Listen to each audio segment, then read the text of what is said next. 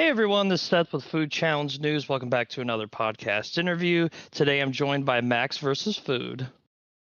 How are you doing today, Max? Yeah, very well, thank you. How you doing, Seth? I'm doing great. Thanks for asking. And I'd like to get started with what's going on in Max's world. What have you been up to recently? And is there anything exciting you'd like to share? Yeah, it's been a pretty busy one to be honest. So I'm at the moment I'm trying to do two videos a week, because I have a kind of YouTube channel, which is my kind of main focus. So yes, it's a lot of editing and a lot of challenges at the moment. I've recently actually just gone down to a place called Cattleman's, down in Paignton in Devon in the UK, which is kind of like the home of kind of food challenges at the moment in the UK, and they do a lot of food challenges. And I went down there and I think I did like 7 and 6 days, so a lot of food challenges, which was really fun. I absolutely love it down there. But getting together a lot of content, which has been quite fun. But also I have a day job, so I kind of work 9 to 5, a bit more than 9 to 5. I have a pretty busy day job, so I've been trying to just pack in as much as I can, and trying to produce, as I said, two videos a week, which has been really good. I've been really enjoying it. So that's a lot of that. Trying to do restaurant challenges all around the country as well, traveling a bit, and then also coming up is Nathan's qualifier. So I need to start training for Nathan's again because I entered Nathan's last year and I'd really love to enter again. What's your training looking like so far? Have you started it yet for the Nathan's qualifier? Oh, it's like stop start. So I think I've done 4 practices and like I did two at the start of January and then I didn't do any in 2 months. And then I did like one about 2 or 3 weeks ago. And I think I did another one like, yeah, like in February, maybe sometime. So it hasn't properly started yet. I find it really difficult to do restaurant challenges, especially if I'm posting 2 videos a week and I'm doing 2 restaurant challenges a week, to then also do Nathan's contest prep. It's just really difficult to eat that amount of food and stay fit and healthy.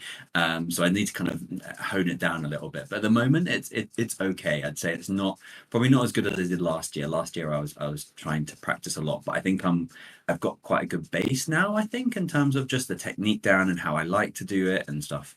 The big problem is just getting the hot dogs over here because the UK, for some reason, Europe, we mainly do pork hot dogs and they're just not the same as just beef hot dogs and they don't have natural casing. So I'm always trying to scout around for the kind of hot dogs to train as close to Nathan's or something even similar as possible.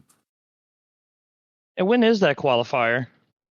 So I haven't quite decided on which one I'm going to yet. I really want to go out to America in about June. They've got quite a lot of ones. They've got ones all around the country. So I haven't quite picked. I haven't quite decided on which one yet. So I think I'm just going to start to prep, and then in June just go out to one of them and try and see if I qualify.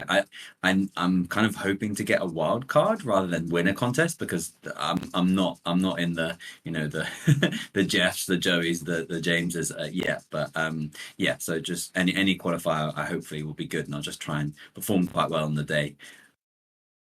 So what's the wild card entail? What does that mean? Uh, So yeah, for people that don't know, so at Nathan's qualifiers, they have about 5, maybe 6 qualifiers a year, and whoever wins that kind of goes straight through to Coney Island on the 4th of July. And I won it actually back in 2023. It was the first contest for 2024, and that was in the UK. But that was the first and only ever qualifier they've done in the UK. So I won that, so I went straight through. But they're not doing any UK qualifiers this year, so instead they're just doing ones in America. And so a wild card is when you don't win the contest, but you get a high enough number of hot dogs that you then kind of place very well, and then they kind of invite you to go to Nathan's. And that's usually about 30 32, 33 to maybe 36, 37. So it's in my territory, but I need to kind of practice and try and get as high as I can. So yes, that's the kind of aim. And they do also invite other international eaters. We had some amazing eaters from Japan, from Brazil, and places last year. But yes, I'm kind of banking a little bit on hopefully getting a wild card. Yeah, there's a lot of talented competition out there. So are you pretty excited? There is, yeah. And to be honest, I don't really mind where I place on the podium of kind of Nathan's. I just would really like to get there again. It was such an amazing experience. I got to meet some amazing eaters, lots of eaters like Heavy D, Patrick Bertoletti, whole host of them who I'd never met before, and that was really fun to meet them. And then meeting other people again, like meeting Jeff again, meeting Nick, and just a whole other host of kind of eaters was really cool, and I really enjoyed it. And to be honest, my family and my my partner's Laura's family came out and supported on the day as well. So it was just a really nice experience. I really enjoyed it. So I'm not doing it to kind of get really high numbers or to be able to, I'm not at that stage, and I don't know if I ever will be, to crack into the top five or anything like that. But just doing it as my rookie year first last year, I just really want to kind of do it again, maybe get better numbers myself and just build up really. But yeah, that's the aim. Yeah, sounds like a great time, and we'll definitely be on the lookout for that. And switching gears for a sec, were there any foods that you didn't like growing up, but now you love, like especially in like your competitive eating? Um, Good question. To be honest, I actually like most foods. I can think of one thing. So over here we call them courgettes, and I think you call them zucchinis. But my mum would always put kind of courgettes in things, and I at first I didn't really like them, and I was like, I hate this. But she kind of kept on forgetting that I didn't like them, and so as they kept on going in, I was like, do you know what? To be honest, I don't mind them that much. I just kept on kind of eating them, and I think that's held me quite a good stead for kind of restaurant challenges, contests, and things like that, because there isn't a lot of foods that I don't like, and even things that I'm not a massive fan of. To be honest, when I first started to do hot dog practices, it's not the funnest thing to be eating hot dogs and dunking water or just anything and any type of contest. Sometimes when you do it a lot, I just got used to kind of being in that mode of thinking this is a contest or this is a food challenge. I kind of have to tackle the food. So yeah, so to be honest, I don't mind any food. I think the one thing I don't necessarily like so much is that kind of fennel, that kind of aniseedy taste. That's the one thing that I'm not super keen on. But to be honest, no challenges have ever really had that in it. Was there a defining moment growing up that involved food that made you the competitive eater that you are today? Any food that just stuck with you? Less food. I think I was thinking about this, and I'm an only child, but I come from a kind of really big Irish family, and I have like seven or eight uncles and aunts, and so like big meals together were like a really big thing, and especially kind of buffet style big meals, and that kind of was something which I kind of remember a lot as a kid, and kind of going there and having a lot of food and things like that, a lot of fun, and so I think that and kind of food and eating, not in a massive variety, but kind of, eating a lot of food, kind of stuck with me a little bit. I will say as well, in the UK anyway, we can drink alcohol, go to bars and pubs like that quite early on. And when I was growing up, you kind of get into a lot of bars and things like that. So in my late teens, I actually used to go out and drink quite a bit, and then I would then come back and like eat a huge amount as well, and that would usually like kind of stymie my hangover. And so I was thinking back and I was thinking that probably helped me out a little bit in terms of kind of eating and then kind of being able to eat a lot. But I don't really think there was too much. The thing that I did actually really enjoy was Adam Richmond and Man versus Food. And that's something that I used to watch as a kid. And I never really thought, oh, I want to be a competitive eater or I want to do competitive eating. I just really loved that he would go to a place, he would sample the kind of local cuisine, he would kind of go around the place visiting all these restaurants and then at the end do a food challenge.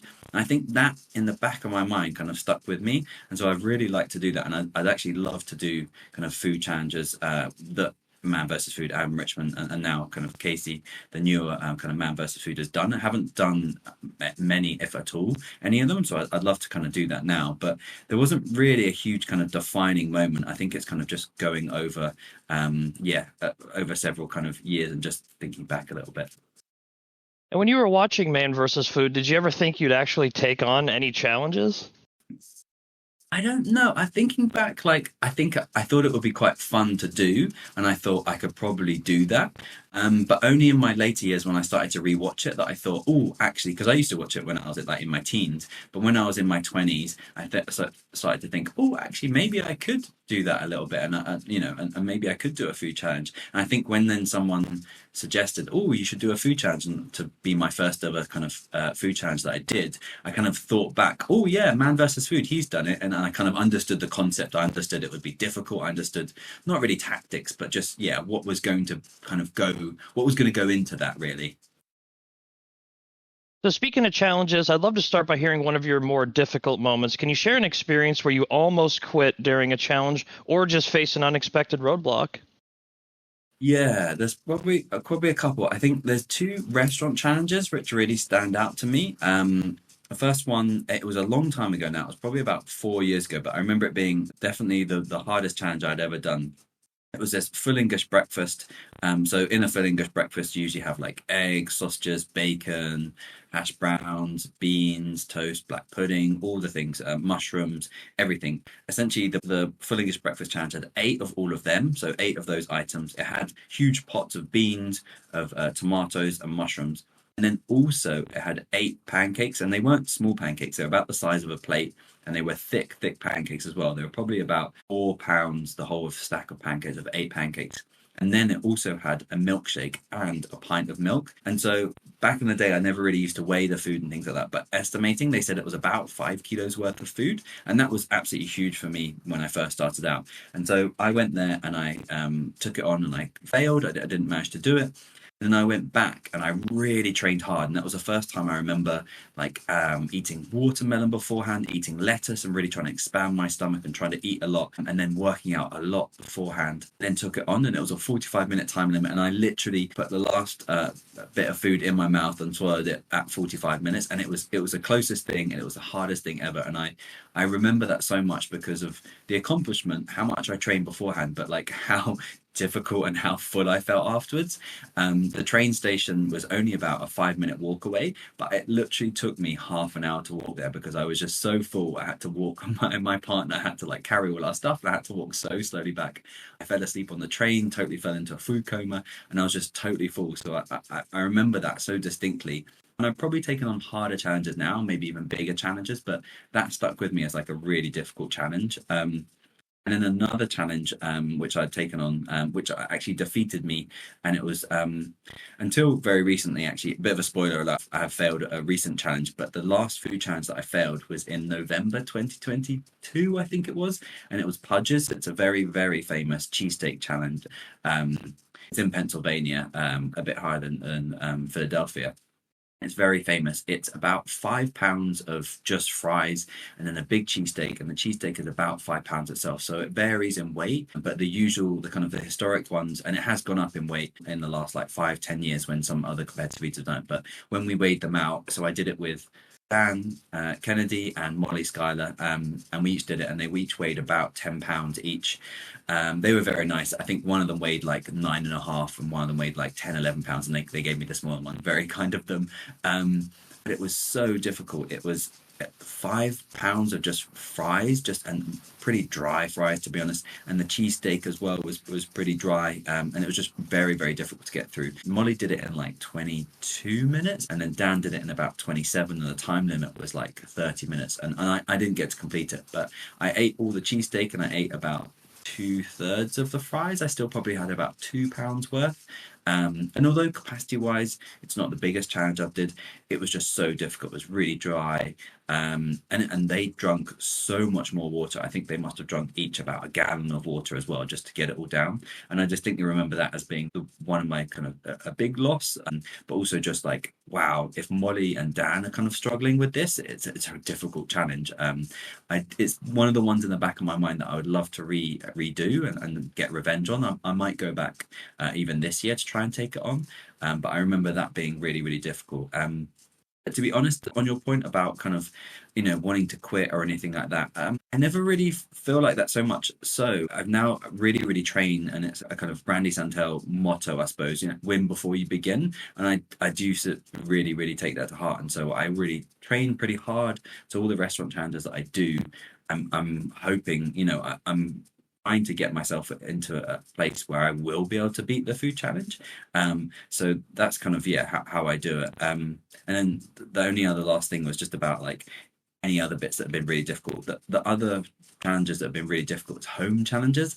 I used to do a lot more home challenges than I do now, but I'd always set myself up way too much food and sometimes end up kind of failing them. But to be honest, those ones, they do kind of really, really push you to your limits. And obviously I have kind of Laura here when I'm filming, and that's really good. But I think restaurant challenges, when there's a crowd there or when the restaurant owners are there, that gives you a bit of an added incentive. And I think that really pushes you through sometimes to really, we've got the crowd or we've got other eaters there to really incentivize you to hopefully get the win. And when food is dry during a challenge, what's your workaround for that? I think it's usually water. Like I don't usually use a lot of sauces or condiments or anything like that. It's usually liquid. So drinking water. I usually have, and it's a good thing that Bob notorious B.O.B. He actually did really interestingly when I first started out in competitive eating. He did a little bit of like a kind of preview or like a talk on a contest that I had done with someone else, and he gave a couple of tips away in that. And he said you've got to be able to have really hot, as hot as you can, hot water to drink with a kind of contest. And I've taken that on board, and so pretty much every challenge I do, I'm drinking hot water, even if it's not necessarily that much needed. That's one thing that I do when the food is quite dry. And then other things that I employ now, recently I've started to take along like syrup, like maple syrup or kind of sugar-free syrup, and that actually really helps as well. It helps with the flavor fatigue, but it also really helps when sometimes the food can be quite dry. But yeah, mainly water, to be honest, warm water. And moving on to YouTube, your first YouTube video was uploaded 5 years ago featuring the Dairy Devastator Breakfast Challenge, which is a very interesting name. Was this your first ever food challenge? And were you surprised by what you were in for? Yeah, so it actually wasn't my first food challenge I'd ever done. It was the first one I filmed and kind of uploaded. The first food challenge that I ever did, I didn't film it, and it was at a place called the Seven Hotel Diner, I think it was called. It was a really big burger, a really crispy kind of bun, lots of fries, and I think it even had a milkshake as well. And when I attempted it, it was just on a whim. It was a kind of American style diner, and my friend said, "Oh, you should do this." And I was kind of bulking up in the gym, and I was trying to do kind of cheat meals and kind of trying to yeah, put on some muscle and some weight. And I went there and I totally failed. Like I probably did half, maybe a little bit more. Really failed, but I quite enjoyed it. And then so I went back and I thought, oh, I'll do it again. I went back again with actually one of her friends and totally failed again. But from there, I kind of got like the bug. I was like, oh, this is quite fun. I was looking around for other food challenges, and then I did a couple of other food challenges. Some that I won, some that I lost. I think I did like a burger challenge, a small burger challenge. I did a pancake challenge for kind of Easter, failed that one, and then I came to kind of the dairy cabin. I think dairy cabin was probably about number five, maybe. I'd done a couple of at home challenges as well, but that one stood out for me, not only in terms of kind of filming it, but also in terms of doing it and going to the restaurant. And they had, they kind of said, we've got a food challenge. I said, can I come along? They said, yeah. And then a couple of people just, passers by, other people at the restaurant kind of came, and they just happened to be there at the time, but they got quite into it, and they were just really surprised that I managed to do it, and I was quite surprised that I managed to do it. But it was definitely something that was that kind of stuck in my mind for a couple of those reasons, and for a couple of reasons that was the first one where I kind of realized that I wanted to train for it, and I didn't know anything about kind of capacity or anything like that. So I never really capacity trained at all at the start of any of the food challenges. It was much more around the fitness. My view was that I need to work up a really big appetite, so I need to go to the gym, I need to do lots of steps, I need to run a lot. And I remember doing quite a lot of activity, running for about an hour, going to the gym for about an hour or two before this challenge, and then was absolutely starving beforehand. So that kind of stuck in my mind a little bit for that reason. And then sometimes you take on at-home challenges. You talked about them a little bit, but you also have taken on a couple with your girlfriend, Laura. Can you share some memorable moments during some of your couples challenges that really stand out to you? Yeah, Laura's absolutely amazing. I do want to say a huge shout out to her. Wouldn't have got into this at all without her, to be honest. She's definitely like the woman behind the camera, the coach, kind of confidant. So a big shout out to her. She really is, something. She's really enabled me to do this. It is a hobby still. I still have a kind of a 9 to 5 job. So she's been really amazing. Very good at humoring me. And it's very nice of her that she's actually been able to wanted to kind of do some of the videos and challenges with me throughout the years that I've been doing this. We've done, I think I've calculated, I think we've done 5. We did a first one, which was like an American kind of style 4th of July one where we ate lots of cake. That was really funny. She actually made a lot of the cake that we ate then as well, like an apple pie, a kind of pumpkin pie and things like that. And that was really nice. We really enjoyed that. I think a memorable moment was that we totally failed that one. And another one, she kind of grew up in South New Jersey, but she lived a lot of her time in Philadelphia. So we were wearing some Phillies t-shirts, and we got a lot of stick for that, which was quite funny. Another one we did was like kind of eat off with Little Debbie's, and it was like a UK equivalent of like tasty kind of treats. And I thought that it would be. We actually went to America, and then we took a lot of the treats back with us. It was probably around COVID time, so I couldn't go to America. And we had this huge one. I think it was like 20,000 calories in the end. I think she probably ate about 1 or 2,000 because it got really sweet, and I probably ate about maybe 10. So we had a lot left over, but that was quite a funny one. Again, that was the second one we did. I think we failed that one as well. And we did a high tea one. So it was like a kind of English high tea with sandwiches and kind of cakes and cream pies and things like that in tea. And I think we managed to do that one in the end. That was quite a fun one. But I think we've done another one. We did a Valentine's Day pizza one, but I think my most memorable one definitely has to be the Valentine's Day pastry one that we did this year. I saw online that they did these kind of incredible giant croissants and giant pain chocolats. Like they're very big. They're about not too much weight. They're about a kilo and a half each, but they look huge. They're about, I know, 20 times the size of a normal pastry. And we took that on together, and that was just really fun. We had a lot of banter. I think I'm getting much more comfortable with kind of being in front of the camera, and so is she. And although like being in front of the camera and eating isn't her first kind of choice, and she wouldn't necessarily say that she'd want to do it for all the challenges. I'm doing a lot more kind of vlog style videos, and so people see her in the video a bit, and I think we're becoming a lot more relaxed in terms of that. So that's enabled us to kind of enjoy her being a little bit on film, but not having to kind of do challenges as well. I will point out though, Nora did want to say, because I was chatting to her about this interview actually, and she said you have to mention the Halloween videos. If anyone's watched them, the last 2 years of Halloween videos have been Laura's favorite videos so far, by far, like out of any of the challenges I've ever done. And it's because she's not necessarily in the video, but what we do is we take a food. I think the first time it was muffins. I think last time it was kind of these bread rolls, and essentially she fills them, and we play trick or treat, and she fills them with some of the worst tasting food ever, and some of the nicest tasting, the stuff that I really like. And I don't know what's in them, and so I just have to eat them and then guess what's in them. And she loves it. It's really funny, and I enjoy it too. But yeah, it's definitely a test of of my of palate there in terms of some of the food that she's hidden in some of the food. Yeah, that's a really neat concept. And can we expect an upcoming Halloween video this year? To be honest, I think for the foreseeable future, I think pretty much every Halloween we might do a different take on it. We could do some restaurants or something like that. But yes, there's definitely going to be a Halloween trick or treat video of some kind this year, and probably into the foreseeable future. All right, well, we'll be on the lookout for that. Now that we've covered some of your challenges, let's talk about your involvement in the British Eating League. But before I get started, I believe you actually hosted a British Eating League event recently. Is that correct? Yeah, I did actually. Yeah, I kind of emceed at one of the events recently. Partly the reason of that is because the person who hosts that, his name is Jack.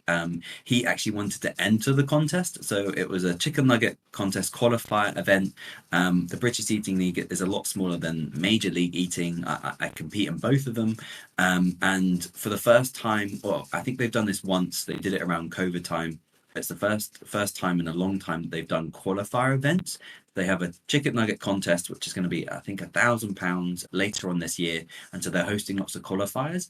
And so a qualifier was near in London, and was hosted by actually a kind of good friend of mine now, actually, a guy called Jack who runs one of the pub which does a lot of food contests, and he wanted to enter. So I said, I'll jump on the mic to do it. I don't think I did a great job. I'll definitely stick to kind of eating, but it was really fun. And what I found really fun is watching other eaters kind of do the contest, because I never get to really watch contests unless they're in America and I'm watching them online. I'm never, if I see a contest, I'm usually in it. So it was really nice to see the other eaters eat, kind of the prep beforehand, also not having, even with any contest, you get a little bit, kind of nervous beforehand. So it was nice to have that, no nervousness at all. But yeah, I don't think I did amazing on the mic. So I definitely am happy to hand that back to anyone else, and I can just concentrate on eating. And how did you get involved with the British Eating League, and what made you decide to take the step to participate in the league? Yeah, it's a really interesting one. So the British Eating League started in about early spring 2020. Yeah, spring 2020, and that was more or less the time when kind of COVID, the pandemic hit in the UK, and so at that time, the previous year before that in 2019, I'd done a couple of food challenges. I'd done one or two contests which weren't British Eating League. But I was kind of looking, I started my YouTube channel pretty much 1 or 2 months before the first British Eating League event, and I was kind of looking to do contests. I kind of saw that there wasn't really anything out there, and then British Eating League kind of just popped up on my Facebook page. I think because I was looking for food challenges and contests, and I saw it, and I actually didn't go to the first ever contest they did. I think it was a cake contest. With COVID, it was actually outside of the George Pub and Grills pub at the time. But then they said they're going to host another one, and so I thought, oh, I'll go. But it was actually quite a big commitment because I'm down in London in the UK, and it's up in Stockton. It's about probably about a 5 hour drive, which to an American does not sound a lot, but to a Brit, that's really far. It's pretty much 2/3 of the country. It's getting quite close to Scotland, not massively close, but it's very far for kind of Brit to travel that far. So I did. I went up there, and it was really cool. I felt really at home. Craig, who kind of runs the British Eating League, set it up. He was really really nice. There was also Carl versus Food, who doesn't really do contests at the moment anymore. He was there. He was the pro. He was very young at the time. He was a pro. And we did burgers. We did about, I think it was like a 10 burger patty with like 10 slices of cheese. And we had 10 minutes, and he did it in like 5 minutes, really easy, just smashed it out of the park. And there was about 4 or 5 of us others, and I was the only one that managed to then do it, but I literally did it on the 10-minute mark. So actually absolutely got smoked by Carl, but I really enjoyed the process, and they said, we're going to do some more. And so they kept on doing more and more. And so I just kind of just thought, you know what, I really enjoy this. And throughout that time, I started to do more and more YouTube videos. But a lot of it was at home because all the restaurants had closed because of COVID. So we couldn't really do a lot of kind of restaurant challenges. So I kind of put my efforts a little bit into contests. And I realized that I was quite good at eating quite fast, even though my capacity has never been huge compared to some of the other eaters. I'm usually pretty speedy. So I started to enter a couple of contests. And the one thing I would say, the one highlight, and one of the reasons why I kind of pushed and kind of started to do a lot more British eating was Bob. I think I mentioned a little bit earlier on. There was a video where the British Eating League asked Bob to kind of watch a contest of ours. I think it was like a donut contest. It might have even been a burger contest, and kind of not necessarily critique, but just have a view as a veteran compared to Vita about how we were doing. And it was really interesting. He said, "Oh, there's Carl. Carl, I think won the contest, but he said." This guy Max, I was a total unknown at the time. He's definitely got something there. He's got some of the technique. I can't remember exactly what he said, but he kind of just gave some really nice words. He gave some really good piece of advice. Things like hold the cup up to your mouth, so you can continue to drink. Don't put it down. Always be eating in one hand and having a cup in another. Make sure you have hot water. Try and crush the food as much as you can. These little tips. But he also just said, Max is one to look out for. I think he'll do quite well. And I really took that to heart, and from then I kind of started to really try and build up and just get better at contests, and then just practice and practice and practice. And then in that season, that was the first ever season, Carl won pretty much 5 or 6 events. There was probably about 20 events in the season, maybe about 16. He won the first 8 or 9. And then, but each one I kept on getting a little bit closer, a little bit closer. And then on 1 or 2 of them, there was just 1 or 2 things in it. I remember a Yorkshire pudding contest, and he ate like 165 and I ate 164, and it was so close. And then there was one contest, I think it was a bacon butty, and we had to eat like 20 slices of bacon with this huge roll. It was very dry, and managed to win just at the last minute. And from then, that contest, I then won every single contest afterwards, until we got to the kind of final where COVID happened and it kind of stopped, and then we had to do an online event, and then he kind of won the last one.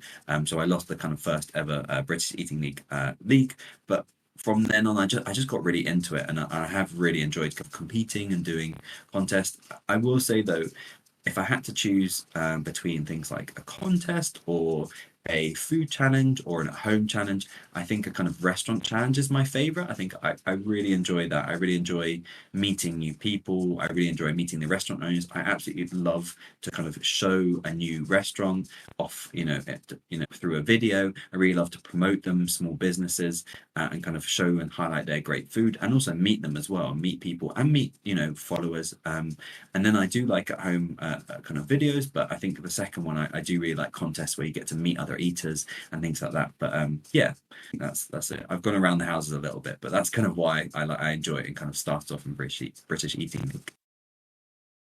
That's great to hear. And you would eventually hold the top spot, and I believe still do, in the British Eating League among very talented competition. So, how do you stay motivated and grounded both inside and outside of the eating contests? Yeah, it's an interesting one. I think the reason why I do competitive eating, because as I said, I do really, really like contests, but I think deep down I do really like restaurant challenges and kind of filming and things like that. But the reason why I do it, I think, is because I really like to push myself, and I think that restaurant challenges can, but competitions are another way of pushing yourself. They're a whole nother level of pushing yourself in terms of speed and capacity. And so the motivation is just to improve myself. I'm not a massive competitor against someone else. And so it doesn't really hold a massive accolade that I'm like the number one or I've beaten someone. It's much more an accolade that I can do better in myself and I can improve. Um, I think that's partly one of the reasons why I've started to do more Major League Eating contests, because the competition over there is, a whole nother level. That's the Super Bowl. That those guys are the best in the world, and so I've been trying to push myself, not necessarily so that I can become number one. I realistically, I know that's not going to happen, but I just want to be able to improve and to be able to say, I really did try to become as good as I can in terms of that. So I think that's one thing. And another thing is just trying to get better at like eating specific types of food, like hot dogs. Oh, when I first started, I really didn't enjoy it, and I was kind of like, why am I doing this? But I have kind of hopefully getting to Nathan's and then winning the qualifier in the UK and then the whole build up, because I won the contest back in August 2023, and obviously the Nathan's I entered was in July 2024, so that was 11 months to go, prepping and kind of looking forward to it. And so I think that's been one big thing, is kind of how can I improve on eating certain food. So if I can improve on hot dogs. I've entered the shortcake eating contest in America twice now.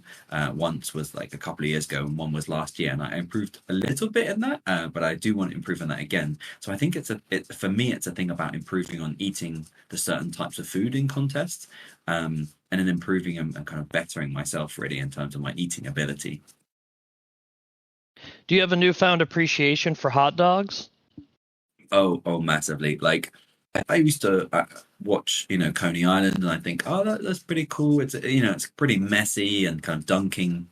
The British Eating League, very rarely, it's only really recently started to allow that you dunk the food, and things like that. So I was kind of like, oh, didn't really get it. And then when I saw that there was going to be a hot dog contest in the UK, and I could actually, compete, because I always thought competing in America, and maybe in the hot dog Coney Island would be years down the line, And then when the opportunity came that there was going to be a qualifier, I thought, okay, I'll go for it. And then I quickly started to realize how difficult it was. I think the first ever one I did, I ate like 15 maybe or something like that. And I just realized even to get to somewhere where you're eating 30 was going to be really difficult. And that was my aim. And I managed to get that aim. I managed to eat that in qualifier. And then I managed to do that at Coney Island last year. I made to eat 32.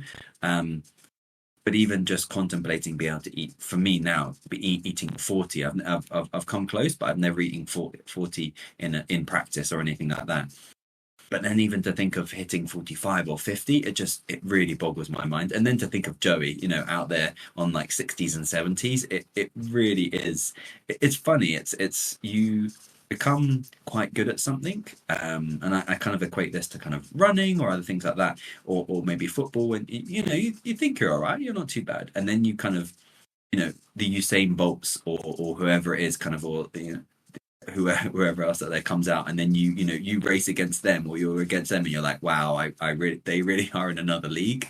So yeah, a huge respect for the eaters that can put up some really big numbers. And it's interesting because all the eaters, I mean, all the eaters that I met are so nice, so down to earth. It was really nice. I met Patrick Bertoletti last year, and he's kind of one of the eaters, I think, anyway. He's really lovely guy. Did amazing stuff back in the day. Like some of his food challenges and kind of contests were absolutely amazing, and then kind of took some time out and they've come back. And that's really impressive to me as well. And I've always had a huge amount of respect for Jeffrey Esper as well. He's not the Joey Chestnut that everyone in the limelight knows, maybe in the public sphere, but every eater and everyone that knows in this business knows how incredible and how impressive kind of Jeff is, and all his eating abilities and things like that. And that's what I found very impressive. And then also James Webby, he's a very impressive eater as well, just because of how much he does. Like he is like pumping out like food contests or kind of food challenges or contests just so regularly, and to really stay on top of his game throughout the whole of the year, doing social media and doing contests is something that I really respect, because a lot of competitive eaters do one or the other. They either do, the Randy Santel, and they might do YouTube videos or Beard Meets Food, or then there's the kind of, the actual, competitive eaters who do contests, and it's very difficult to do both. And so I really respect James, who has been able to do that and take it to, the highest levels. And switching back to the British Eating League real quick, you've set multiple world records with them. Can you walk us through some of your favorite moments during the contest, and how did it feel to achieve world records? Yeah, it's good. I think again it harks back to me kind of wanting to improve myself, and kind of wanting to kind of get a little bit better in things. I think the one that stands out for me is the Jaffa Cake eating contest. I think they haven't had it in a couple of years now, but Jaffa Cakes are kind of, I mean, there's a bit of controversy in the UK about whether they're a cake or whether they're a biscuit, but they're essentially just small, actually quite easy to eat biscuits. They've got a kind of cake base to them, and they've got a little bit of an orange center, and then they've got like a chocolate on top. Very tasty. And I think the first ever contest they did, I think it's 3 minute contest, and someone did 30. And that was in the national papers, and they were like, "Wow, that's really impressive." Then the first contest that I ever did, I then did, I think, 67 or something like that. And that was like, oh my God, that's a huge amount. Really impressive. And then the next year I went back and I did and this is in 3 minutes, I think I did like 102. And then the last final year that they did it, I did 103 and managed to beat that. And that got into kind of national papers and things like that. And that was something that I really remember kind of in the back of my mind being like, wow, that was quite a cool contest to do and to see and kind of beat. And it's quite a UK specific one, because I think, as I said, American eaters are incredibly impressive and a lot higher up in their game. But yet some of these kind of contests where it's just UK specific events are kind of quite cool, and I do really enjoy kind of holding some of those records. And those are some very impressive accomplishments, and I really love hearing about your dedication. So now let's switch things up with a fun game. It's time for Would You Rather Competitive Eating Edition, and Max, you're the first one to do this with me. I really like the sound of this. When you said this to me, I really like this. Okay, so here's how it works. I'm going to give you two food-related scenarios, and I want you to pick which one you prefer. It's just that simple. Okay, so first one. Would you rather take on an extremely spicy challenge with no cooling relief, or take on an extremely cold challenge, but with a shorter time limit? 100% every day, hands down, cold. I cannot do spice at all. I've done some spicy challenges. I've never done a spicy contest. Cold doesn't affect me too much at the start. I don't really seem to get brain freeze. I've done a couple of ice cream challenges, and they are difficult, but I don't necessarily slow down. I think the big thing at the end is it's the strangest sensation. If anyone's ever eaten a large amount of ice cream or something really cold, it's very strange, because your internal body temperature kind of starts to kind of go down as the food kind of goes in, but it sits in your stomach like an ice pack, and you can feel the ice cream on the outside, and it's the strangest sensation. But But that I would take that every day over a kind of spicy food because yeah, I'm just I'm not. I wouldn't say a worse. Maybe I am a worse to be honest at spicy food, but I'm just not very good at it. And I think I just wouldn't perform very well. How does brain freeze come into play for like the colder challenges? Does that affect you at all? Because I know some challengers it does, and some it really doesn't. Yeah, I never get brain freeze too much. I think in a couple of things I have a little bit. I think sensitive teeth a little bit. But I've never really found it that bad. I've always found that I can eat ice cream pretty quickly. And I've never really needed to slow down. It's just usually the quantity. Ice cream challenges can be really big, and the sweetness. I've heard though, if you put your tongue on the top of your mouth, that's meant to really help. But I haven't had brain freeze after I was told that. So I haven't actually checked out if that's just a myth or anything like that. But that's a tip that I got told. All right, and the second food related scenario we have here is would you rather eat one of your least favorite foods during a contest for a larger reward at the end, or eat one of your favorite foods for a smaller reward? I was thinking about this, and I think it would. So I don't do contests for rewards. I mainly do them because I want to get better at competitive eating and to push myself. And I think pushing myself would be the harder contest. So the food that was I didn't like as much, kind of a bigger amount. So I think I would pick that, not necessarily for the reward, but to push myself. And I think hot dogs or other things like that is a good case in point. No, I don't know who says it. I don't know if any competitive eater would ever say I enjoy eating hot dogs and dunking it in warm flavored water and trying to eat it as fast as you can. I don't necessarily believe them. Maybe they do, but I don't believe them. I do get a little bit of nostalgia for training practices, so I will say that. But lots of contests for lots of contests that you do, you're not necessarily thinking of enjoying the food, even though I really like things like strawberry shortcake or donuts. When you're in that contest mode, it's very different. You're not thinking about it as food. You're kind of thinking about it as I don't know, maybe I can say a sporting event or some type of contest, with anything. And so you're not, it's the same thing as if you enjoy running, but yet you did a race. You wouldn't necessarily enjoy that running event as like an idea of running, but you would enjoy it in terms of the accomplishment that you've got from being able to beat your personal best or being able to kind of say that you really pushed yourself to the limit. And I think that's what my reward is. So I definitely have to say it was the harder one of the two, not necessarily the easy one, because to be honest, I could do a contest with really food that I really don't like, and then I know that afterwards, or maybe the next day, I could eat food that I really enjoy. So I'd probably say that. Very well said. And Max, I'd like to thank you for playing Would You Rather Competitive Eating Edition. Thank you. I really enjoyed this. You should definitely do this more. I think I'd really like to hear other competitive eaters do this. And moving on to YouTube and future goals. So you recently achieved 30,000 subscribers on YouTube. Can you walk us through when you found out that you hit that 30K and what does that achievement mean to you? Yeah, all of the milestones from, to be honest, 10 subscribers to 50 to 100 to 1,000. 1,000, I remember 10,000 was a huge one. The biggest one recently has actually been 25,000, because at the end of last year, um, I wanted to end the year on 25,000 subscribers, and I hadn't quite got there on New Year's Day. I kind of just had got there, or no, I don't think I'd quite got there.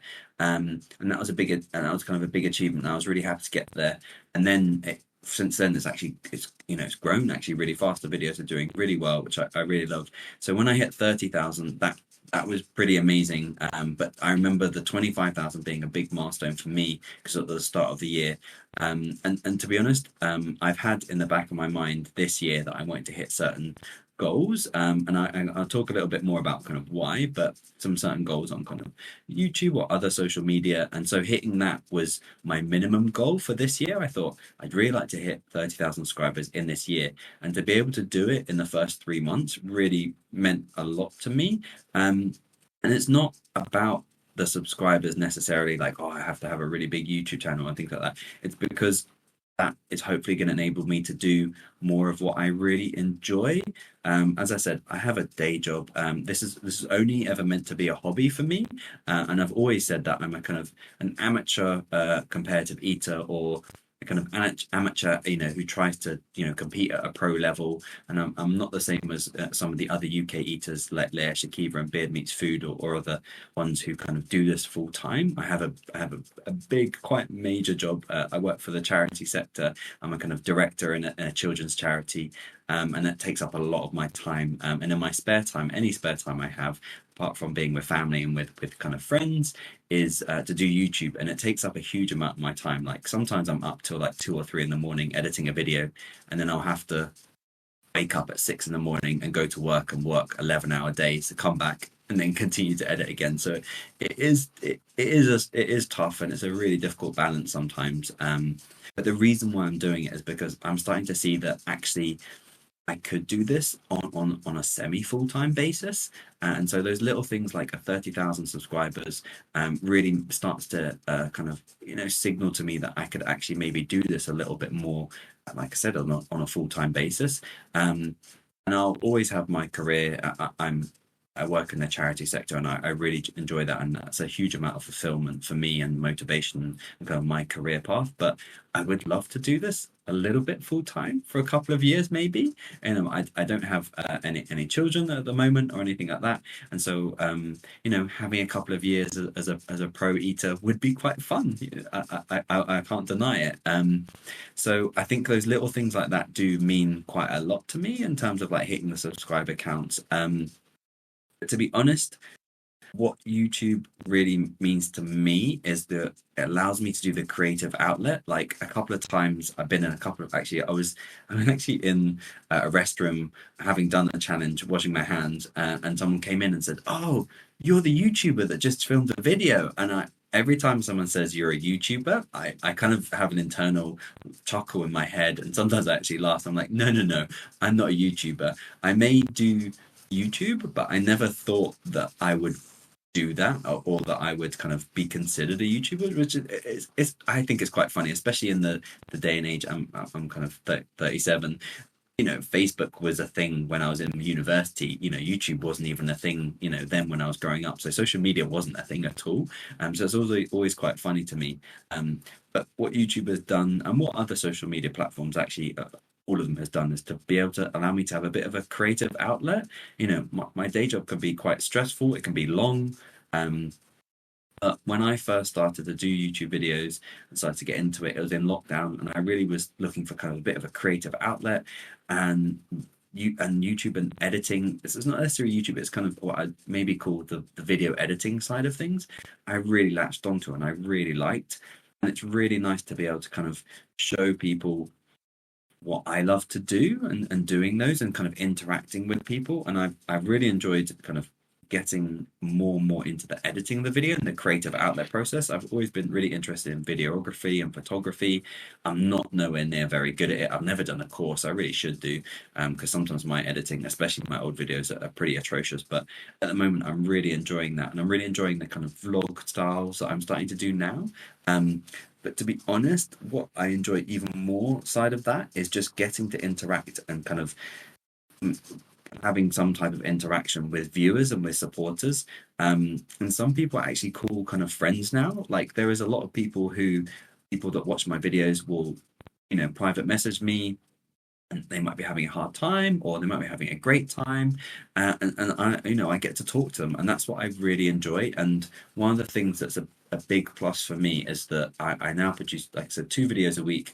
I produce them at the same time. They're 6:30 in the UK and like 1:30, I think, at Eastern Standard Time, and I do a live. And that's really amazing because you premiere it, and then there's people that come and join live. And I started that about a year and a half ago. And at the start, it was me and my other competitive eating buddies, like Josh the Goat. He's a big friend of mine. One of my best friends. And he would, he'd join and watch, and then other kind of other people that competitive eaters in this kind of field would watch. And now it's kind of grown. So I probably get about maybe 200, sometimes even more people joining the lives, and interacting. And I know there's about 50 people who join pretty much every live, and we have a really good time. I love to see the interaction. I love to hear what they think when they're watching it for the first time. And I just like to hear about their, sometimes they're saying, oh, I'm having a bad week or I'm having a good week. And that's another thing when you receive kind of, I get quite a lot of comments on my videos, and some things, there are lots of people, there are lots of trolls on the internet and stuff like that. But I overwhelmingly get some really positive comments that either like, just saying they like the video, or someone will say like, I've just seen your videos, and one person last week said, I've been having a really hard time trouble getting to sleep recently. I've been watching your videos and it's really helped me just to relax beforehand. And that honestly means so much to me. That made my week, like hands down. And some comments will make my day. I might be having a hard day, and it really means so much that I'm kind of helping them some way, entertaining. I don't really mind. It's a laugh, whatever it is to someone else. But it can be a form of someone's interacting, and I really feel like there's a little community around my kind of YouTube videos, and just a community in general who because I see them watch other kind of food videos and things like that, and that really does mean a lot to me, that I get to interact and kind of talk to people, and just generally like enjoy my hobby with other people. That's a bit of a long-winded way of saying it, but yeah, I'm really stoked to have hit 30K, and I'm really stoked to try and kind of get more subscribers, but just generally have a bigger community where I can kind of interact with people. And finally, when times get tough, whether it's in food challenges, competitive eating, or just life, what keeps Max going? It's a good question. I think, to be honest, it's my friends and family, and sometimes I would say, that is also supporters and things like that, people that encourage you. But I think it's solace in I'm an only child, but my mum and dad are both around, and they are really big supporters of the channel. My stepdad is a big supporter of the channel. My mum is a huge supporter of the channel. I've and she came out to watch me at Nathan. She's come out to a lot of contests. She's the one that bought. I have a towel now, and it says Max vs Food. She bought that for me. A huge support of the channel. As I've said before, Laura is an absolutely huge support of the channel. There are things that she doesn't want to. This week I was like, Laura, what Easter challenge should I do, or what video should I produce now, or if I go away here, what restaurant challenge should I do? And she's so kind to be able to kind of say, oh, to enlighten me, and to say, oh, we'll do that, or we'll do this and things like that. So the people behind me, I think really motivate me. And then it's the other competitive eaters. I haven't said enough about Josh, aka the goat. He is my best friend, and we've grown so close through this, and it's so amazing that a hobby like this, we lived on other sides of the Atlantic, and a hobby's brought us together. And some of my favorite times in comparative eating, and favorite times in my life in the last 5 years since I've been doing this, have been messing about with him, messaging him, or the times that we've done food challenges together, tough times. And I think it's just the people that you're with and the people that help you, and reciprocal. Other people go through tough times, and I really want to help others in the eating community as well. We're building a bit of a community here in the UK. We've got some great up and coming eaters here in the UK, and I'm trying to do as much as I can to help them grow in terms of their social media, but also just in terms of them as eaters, because I like that. That's what I kind of get the most out of being in a community and enjoying those things. So when things get tough, I always think, and I just turn to my friends, turn to my family. They always give me such solace, but also just turn to kind of, looking at my own kind of, food videos and things like that, and seeing that people are enjoying them. And that gives me a lot of motivation to do more. And that concludes our interview with Max versus Food. Max, I want to thank you for coming on the podcast. Not at all. It's been absolutely amazing. Thank you. I'm not sure if I answered some of your questions amazingly, but yeah, I've really enjoyed it. It's honestly been really, really good to do this. Oh, you were great. And not only that, but we will have Max's links in the description below. And thanks for listening, everyone. And we'll see you in the next episode.